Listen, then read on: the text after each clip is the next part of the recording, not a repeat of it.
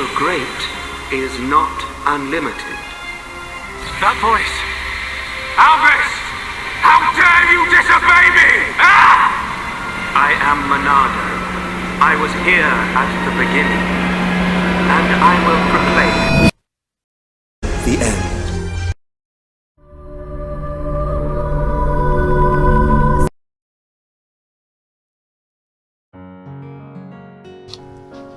So that teaser was certainly something.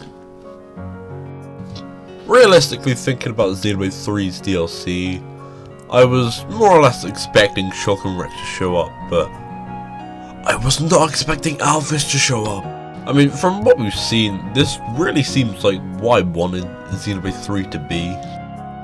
Having purely Melee and Nia return from previous games was a bit of a letdown, considering that the marketing cycle really suggested that, you know, it would have had a bigger emphasis on 1 and 2, which it really didn't. Anyways, let's get to the breakdown. So the teaser starts off with Alvis, which I'm very surprised he made a comeback. I mean, don't get me wrong, I'm very happy he's made a comeback, I just really didn't expect it, given that Xenoblade 1 is very old, and I didn't think they'd be able to get the voice actor back. Either way, his design is exactly the same as DE, which makes a lot of sense, especially with the core crystal now. He appears to have Zanza-esque symbols all over him, which is very interesting, but once again makes sense seeing as he is practically a god. Alvis is also seen wielding the Monado 1, which I think is a very odd choice.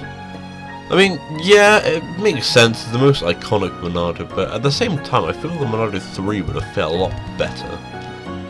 This may have something to do with his bond with Zanza and Shulk, where the Monado 1 was around a lot more frequently than the other forms of the Monado, so currently that's my working theory. Tell me why! Is this really what you want? So Shulk makes a return. I really love this new design, it's just a good combination of everything. You can see his first design especially shining through, with the swear around his neck.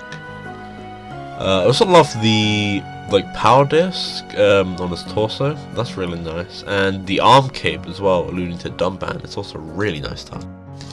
That's undoubtedly Adam Howden returning as Shulk. I really like the more old kind of feel his voice has now, it's just a really nice touch. Something else we also see make a return is the Monado Rex. I double checked just to make sure that this is the Rex, and it definitely is. The design's consistent.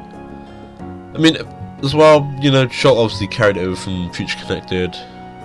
I mean, it's a damn good design, and we've seen it in the key art, so I'm not too surprised.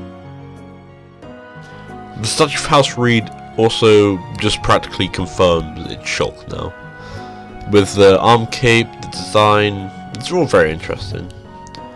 One thing to note though is, we see in the trailer that Shulk still has both of his arms just normally, but the statue describes Shulk losing an arm at one point, which might not be too good. This also pretty much confirms Shulk's name to be Reed, as in his last name. It's quite interesting to know that his full name is Shulk Reed, we now know that. He also adopted a daughter, which is another interesting tidbit. Nothing's gonna get through to him! Puberty hit Rex like a goddamn truck. Either way, here's everyone's favourite salvager returning in 3. He also seems to be dual-wielding Power and Mythos swords, which is interesting, because they don't have the core crystal design on them anymore. This could mean that Power and Myth are dead, or asleep somewhere, or Rex just didn't want to use their swords for whatever reason. Could be to do with something about Alvis being on Toss, but even then I don't see that being very likely.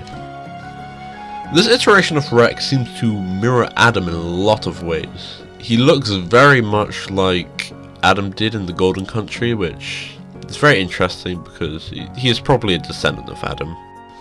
It is very clear to me that Rex is obviously the statue of House Cassini.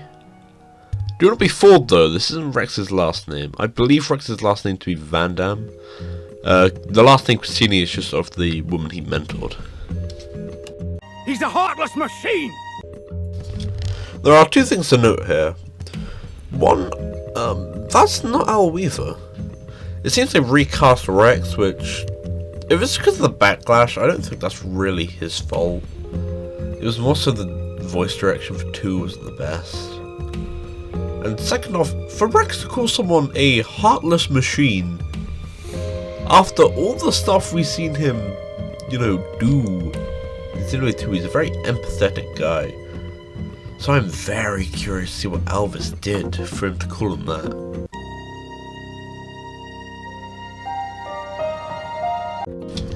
Very interesting that we see Bionis Leg here. Now, there's also a one-to-one shot with Bionis Leg. I actually had a look myself, and I'll show some footage. From what I've gathered, this Ragwell Ridge just kind of a bit torn up, and some of the landscape towards the distance is not Bionis Leg, so it's interesting to see where they take this whole setting for the DLC. If I had to take a crack, I'd probably say that it's Ionios just 1,000 years before the main game, roughly, which makes sense why the landscape is more faithful to the original. Like killing Grandad wasn't enough for you? This is En's grandson. The reason I think this is just because it makes a lot of sense timing-wise, and also the term killing Grandad wasn't enough for you really just seems like he didn't really understand how En exactly died. This is also the third time where the design matches up very well for one of the founder statues, which is obviously House Van Damme. He's going to be the protagonist of this game.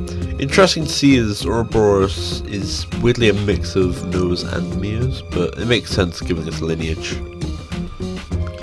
He could potentially be En's son, and when he's referring to Grandad, he's referring to Rex. But I just don't see this being all too likely. I think the grandson row is more likely. Anyways, it's all irrelevant. We have a Ryan costume!